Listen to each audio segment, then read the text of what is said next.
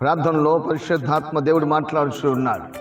నా మాట విని నన్ను అంగీకరించు వాళ్ళారా, మీరు చెప్పే ప్రతి మాట నేను వింటున్నా, కానీ నా మాటలను మీరు అంగీకరించినట్లయితే, నా మాట విని ప్రతి వారు బండ మీద ఇల్లు కట్టుకున్న వారి బుద్ధిమంతుని పోలి ఉంటారని దేవుని వాక్యం హెచ్చరిస్తూ ఉంది. అయితే ఈరోజు ప్రార్థనలో జవాబు రాక నలిగిపోతున్నావంటే దేవుని మాట వినలేదనే అర్థం.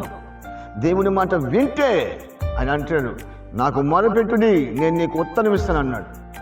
ఆయన ఒక్కసారి ప్రార్థన చేసినప్పుడు 24 పెద్దల వల్ల కాని పని పరిశుద్ధాత్మ దేవుని చేత ఏలియా అగ్ని దిగి రమ్మనగానే దిగి వచ్చి ఆ మొత్తం బొగ్గు చేసి పడేసింది.